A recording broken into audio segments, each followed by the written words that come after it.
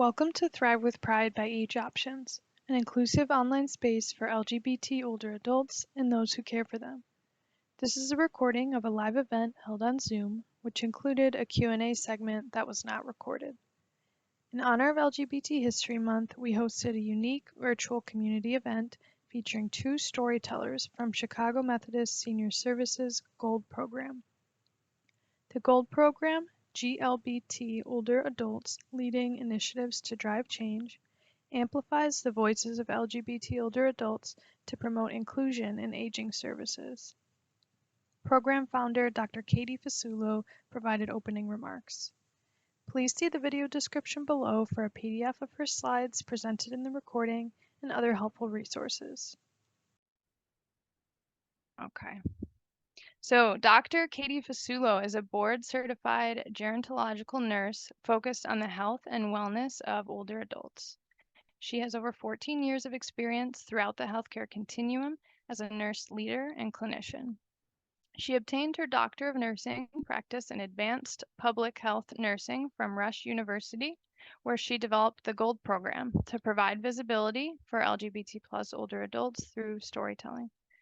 Katie has been recognized for exploring best practices in the care of LGBT older adults in long-term care settings through her publication in the Clinical Gerontologist titled LGBTQ Older Adults in Long-Term Care Settings, an integrative review to inform best practices.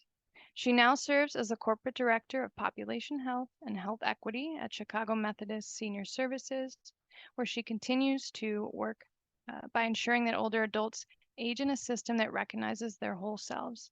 Katie is passionate about creating an environment for older adults where inclusion and support of LGBT+ individuals is the gold standard.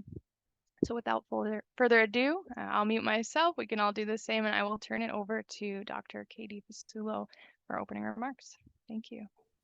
Thanks, Nina. Thank you, everybody. Yeah, I'm so excited to share the GOLD program with everyone today. As Nina said, I'm Katie from CMSS, and I'm going to be talking about the GOLD program, and then we'll highlight some of our storytellers from the program today.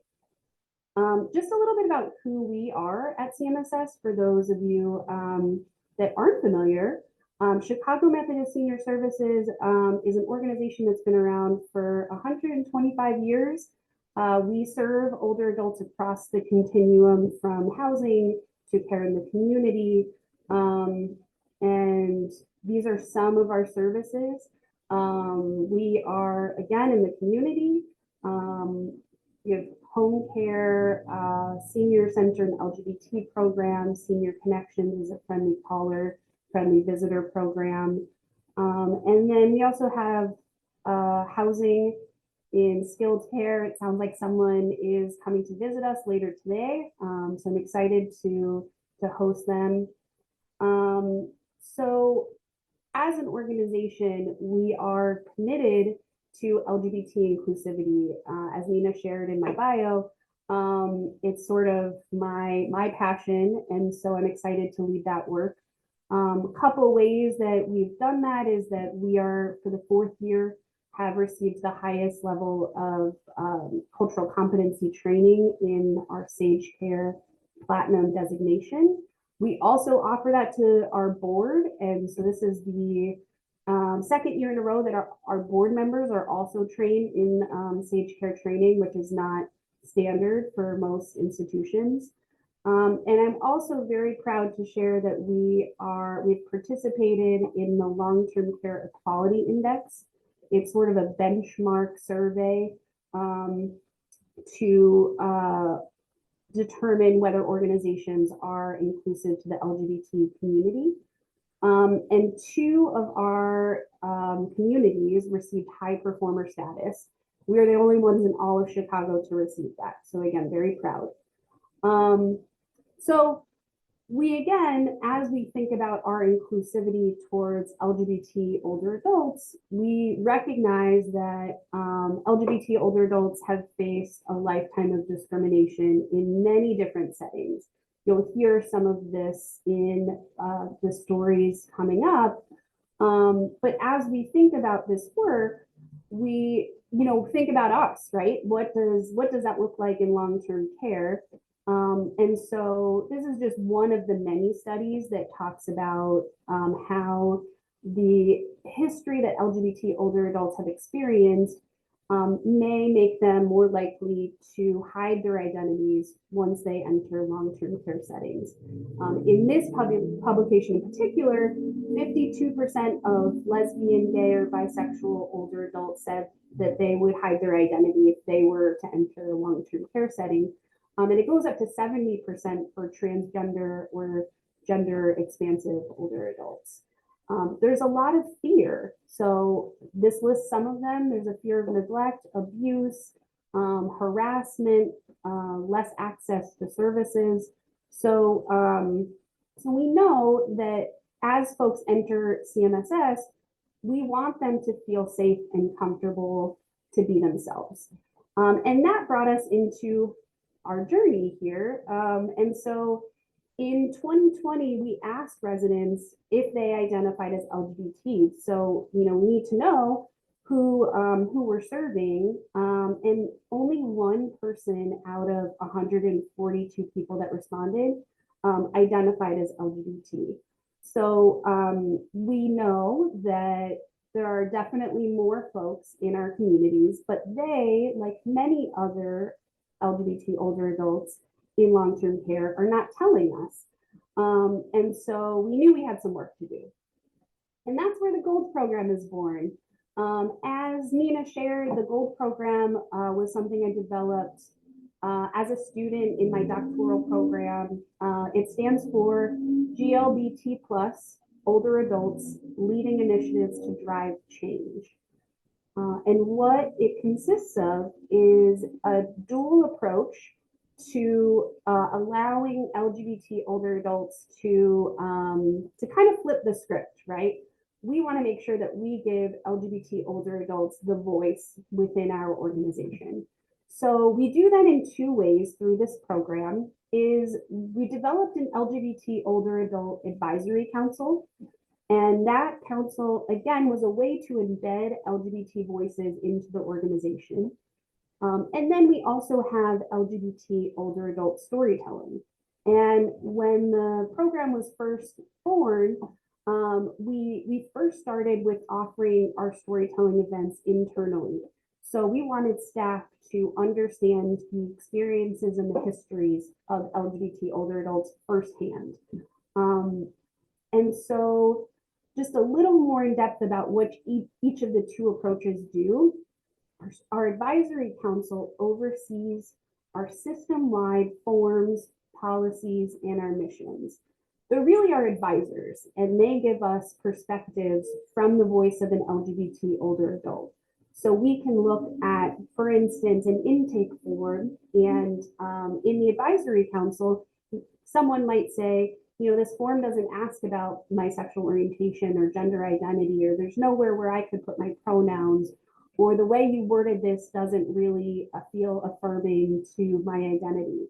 And we take all of that feedback, and it allows us to make those changes and to improve our practices and to make our spaces inclusive. I included in the box to the right some of the quotes from actual advisory council members. So one person said, "It gives me a chance to make a positive impact," speaking about the advisory council. Someone else said, "The council gives me a chance to have a voice when it comes to the LGBT plus family." And then another person said, "I like being part of input on the way CMSS views and treats LGBT plus clients and patients." And then the other approach in the GOLD program is the storytelling aspect. You'll hear again from two of the storytellers from this program in a little bit. And just know that they worked really, really hard to curate their stories for you. So each storyteller in our program went through a 6-week storytelling workshop to really start from the ground level. How to tell a story, how to narrow it down, which themes to look for, what is the arc of the story. So all of the because, right, we're not born storytellers. Sometimes it takes a little bit of practice. And then in some of the gold program events, we also include education as part of it. So what I'm calling an LGBT plus 101. So there's an educational component. And we offer all of our events to all of our staff and our board members. And again, very proud and happy to share that since that 2020 survey, in 2 years, we saw a five times increase in disclosure. So our residents are now feeling much more confident and comfortable to share with us that they are part of the LGBT plus community. Just a little plug too, if you are an LGBT older adult and are interested in joining either our storytelling piece or our advisory council, let me know. So this is my contact information. Everyone will be getting these slides. But really what we're here for is to hear from the storytellers. I was just kind of giving you some of the history, right? And so our first storyteller, unfortunately, was not able to make it in person today. So I'm going to share a video of the story he created in our gold program. His name is Patrick Curtin. And Patrick is a native Chicagoan who hones his storytelling skills at the Irish American Heritage Center and Goodman Theater's Generations program. He shares stories in a variety of venues, including Steppenwolf Theater, Second City, and the Moth. And on to Patrick. I will also share, there's about 10 seconds or so that you won't see his image, but it does come a little bit later on. So hopefully everybody can hear the sound, and if not, let us know. So I'm in front of a modest workers' cottage built around the 1880s.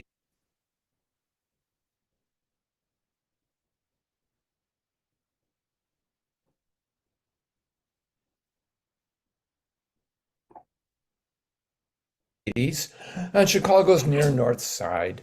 The worn brick is covered in red peeling paint. In 1971, urban renewal is encroaching, Sandburg Village on the north, and Cabrini Green on the south. The late spring has a cool edge. Dandelions crowd the overgrown lawn.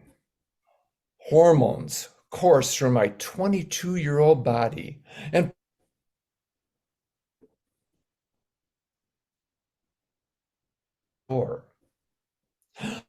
a slender, delicate hand directs me to the living room, where young men are milling about anticipating the sensitivity session.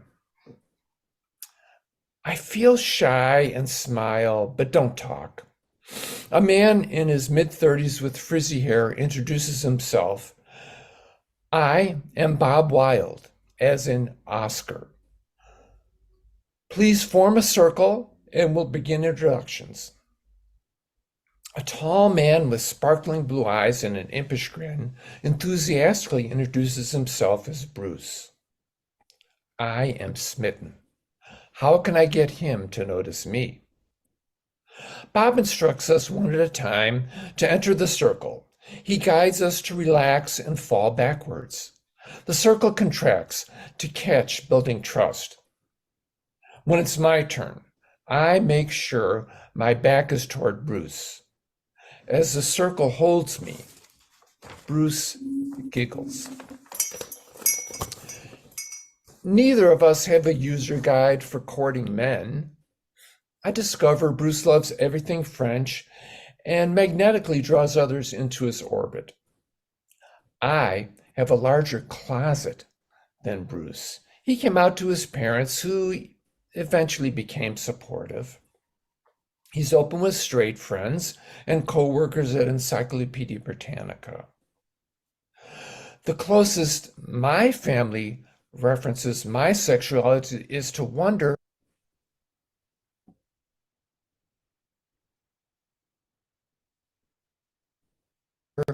why I'm not in Catholic seminary.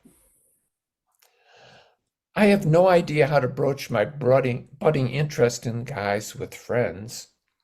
I teach fourth grade and fear I'll be fired for revealing myself.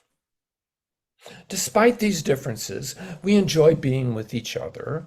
In a few months, Bruce moves in with me to deepen our love.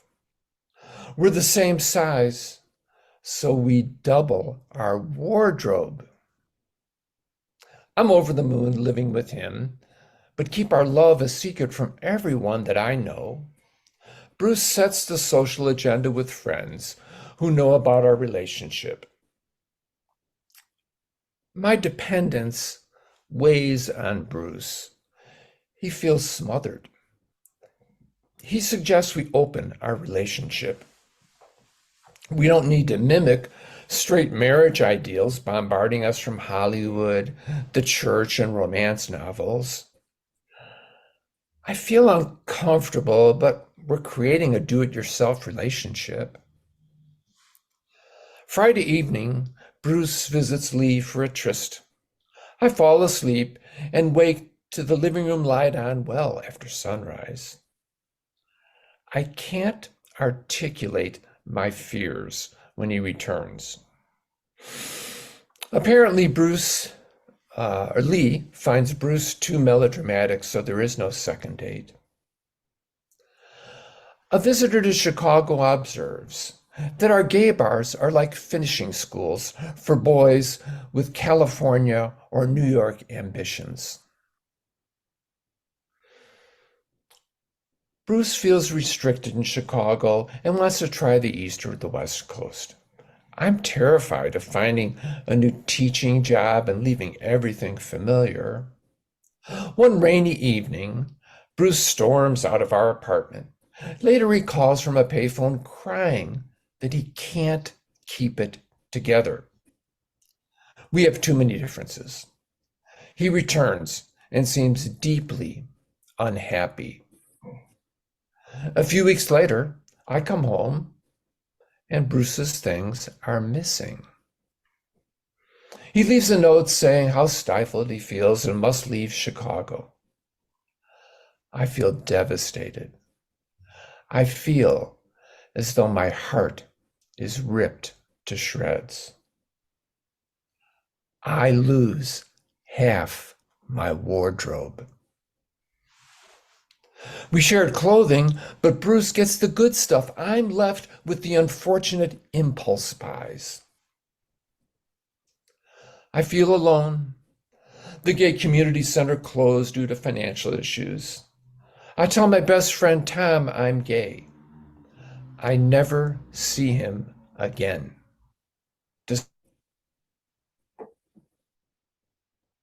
Strongly suggest keeping it from the rest of the family. I remain fearful of sharing with fellow teachers. Living with Bruce for a year and a half, I feel my attraction for guys is okay. When he leaves, my pain is so great I decide it must be because homosexuality is a mental affliction and I'm doomed to heartbreak. For 3 years, I stopped dating guys and hope to meet the right girl. Spoiler: Princess Charming does not slay my fire-breathing dragon. I need to embrace my fire, spew hot embers into the night sky, even if it frightens the villagers. I must let go of others viewing me as a green, scaly monster for following my heart's desires. In case you're wondering, I receive a letter from Los Angeles several years after the breakup. Bruce apologizes for how he left. He planned to drive to New York, but turned west at the interstate. We have a long phone conversation that terminates a lifelong friendship. We write, talk on the phone, and visit each other. I get to know Alex, his lover for over 30 years. Looking back 50 years, I'm amazed at my resilience. despite judgments, real and imaginary, assaulting me from all directions. There's always a tiny spark that I'm a good person, that I deserve to follow my heart's desire, and that someday I'll figure it out. Today is someday. Thank you.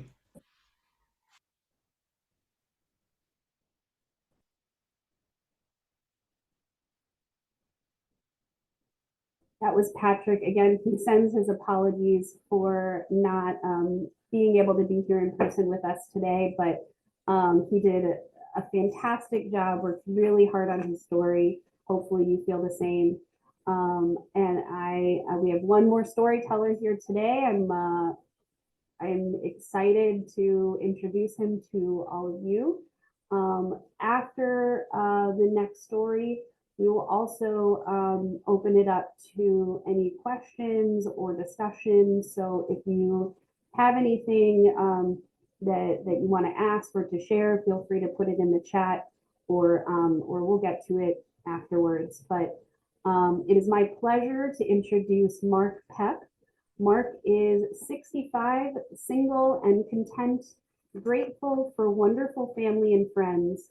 He's a retired freight train conductor and keeps very active, participating in community groups, including the West Suburban Seniors Sage Group and Opalaga, Oak Park Area Lesbian Gay Association events, including great monthly potlucks. He has volunteered since high school days, including Special Olympics, Muscular Dystrophy Association, Howard Brown Health Clinic, Test Positive Aware Network, Beyond Hunger Food Pantry in Oak Park, and delivering books and media to the homebound for the Forest Park Library. Without further ado, Mark. Oh my, hello. Hi, I'm Mark, and this is a wonderful program. Thank you, Katie and Eric and everybody for giving me the opportunity to even participate. I am not a great public speaker, but here goes. Okay, I'm going to be reading off a script here. I'd like to say I memorized it, but no, it's my story, but I still need to practice. Okay, here we go. When I was maybe 5 or 6 years old, if I was asked, what do you want to be when you grow up? I'd answer king. I was a little embarrassed and shy about saying so, certain that I'd be misunderstood. I wanted to be king, not for the money, but because I wanted to have the power to fix things so I could make things right. I'm Mark, I'm 65 years old, and I identify as queer. Queer is the best descriptor for someone like me who always has been self-conscious about feeling different, the outsider, even in a group of outsiders. I always longed to belong, to know that I fit in, but the first time I realized that I was fundamentally different, I must have been maybe 4 or 5, riding a CTA bus with my mom. I remember looking up and seeing a man standing in the aisle on the bus with whom I was just smitten. I thought to myself, gosh, I wish he would take me with him away. Of course, I never said that out loud. But even at 5 years of age, I knew that what I was feeling was not acceptable. Presenting an acceptable version of myself to family, friends, and the public began very young for me. My first love came very young too. Kitty corner from my family's home, there lived a girl my age named Linda. Linda was a red-headed tomboy, and she and I would play catch in the field between our houses. And after school, we'd both rush to her house to play board games or watch Dark Shadows on TV. We loved each other deeply, but even at 6 years of age, and without saying it out loud, we understood we were kindred souls. Linda was lesbian, I was queer. Linda and I befriended another boy down the street, Mitch, whom we instinctively knew was one of us. Linda, Mitch, and I remained best friends through high school and beyond. In the late 60s, early 70s, I watched the evening news as the gay rights movement grew. The Stonewall riots gave a glimmer of hope, even as police kept busting gay men just for gathering in bars. During high school, I endeavored just to fit in, to pass for normal. I had made many friends unexpectedly, more than I thought possible. The downside was fear of losing those friends if I should be outed. One outlet that gave me immense joy then was volunteer work. I became involved with the Special Olympics, the American Cancer Society, and Muscular Dystrophy Association. Volunteering helped me keep in perspective my own personal dramas, while I could contribute and make a meaningful and positive difference. Out on my own after high school, I fell in love with several men, one after another. Beginning 1979 or so, the heady optimism of the gay rights movement was dealt a huge blow by the sudden deadly rise of what we now know as HIV and AIDS.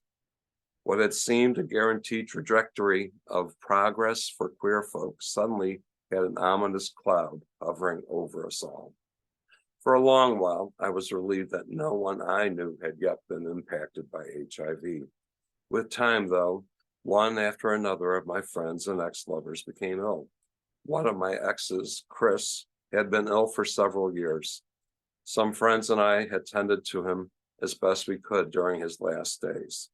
Before he became bedridden in 1988, Chris and I went to see one of the first traveling tours of the AIDS quilt at Chicago's Navy Pier. One panel of the AIDS quilt display simply said, "I miss you so much, it hurts so bad." That sentiment summed up how I felt every time yet another of my peers passed away from AIDS. I began volunteering at the Howard Brown Memorial Health Clinic, one of the first Chicago gay-oriented health centers that found itself become a hub of care during the early days of the HIV crisis. 1991 was an especially rough year for me. I remember visiting Chris in the hospital late one afternoon. He lay in the hospital bed, his arms reaching up like he was climbing a ladder. He was wild-eyed. He could hear me talking to him, but mentally he was somewhere else. I asked the doctor if I should stay or come back the next day. They assured me he should be fine overnight, but he passed away alone that night in May. My best friend from grade school days, Mitch, he killed himself just because he thought he might be HIV positive. Mitch didn't know for sure, but he just believed he was. And he didn't want to be a burden on his friends and family. I was racked with despair. Then the one ex of mine whom I had most regretted breaking up with, Carol, he died in October 1991. He hadn't even let me know he was HIV positive or that he was ill. People infected by HIV then were in such a difficult spot, too afraid and often ashamed to even let anyone know that they were ill. For me, the HIV and AIDS epidemic felt like a very long-running precursor to 9/11 hitting our community. I couldn't change what had already happened, but I began doing my best to emulate the line from the Beatles song, "Hey Jude, take a sad song and make it better." I began volunteering at TPAN, the Test Positive Aware Network, facilitating a weekly support group for people testing positive and others supporting those impacted by HIV. There were so many people being diagnosed at a time when treatment options were woefully inadequate. Fortunately, around 1995, medications were formulated that actually made an HIV diagnosis be something other than a death sentence. People were instead finding that their lives had entered a new phase of living with a manageable illness. The joy, camaraderie, and hope that I was then allowed to partake in with those folks are a great happy memory from what had at first seemed a very dark time. Being queer is a facet of my being, but not the whole. Today, I participate in several community organizations, including groups focused on our seniors. These days, I don't worry so much about where and how I fit in, I just get out there and be a part of it all. We are not just a subset of the general community. We are an integral part of our communities. Instead of worrying that our differences hold us apart, it's better to embrace and celebrate what each of us bring to life. I don't believe in an afterlife. I believe in this life. If there's something for us after our time here on earth, only the dead know for sure, and they aren't talking to me yet. My personal belief is that the dead, if they could talk to us, would say, seize the day. Recognize that being alive right here and now, this is heaven or hell, depending on what we put into it and how we choose to perceive it. It's up to us to make this world, this life, the best we can. Chris, Carol, Mitch, and all the people who are no longer with us might very well encourage us to do just that. Grab a hold of the things that matter to you, get involved, because each of us has something to contribute. So as a child, I wanted to be king so that I would have the power to make things better. I never did become king, Mark, but I've learned that no matter what, we all have the power to make things better. To those out there struggling with trying to make sense of how they fit, we all have a place in this world. We do belong. We do fit. Your life does have value and meaning. Follow your passions, believe in your dreams, be you. Thanks again to our storytellers, Patrick Curtin and Mark Pep, as well as Dr. Katie Fasulo for joining us this month. Don't forget to check out the video description below for slides from her presentation, other helpful resources, and a brief survey. We hope that you will join us again next month on November 28th, when we welcome Mike Ziri, Director of Public Policy at Equality Illinois, the state's LGBTQ civil rights organization. Sign up for email reminders of future events at www.thrivingwithpride.org. And again, please don't forget to fill out our survey so that we can continue to provide and improve our programming. Thanks for watching.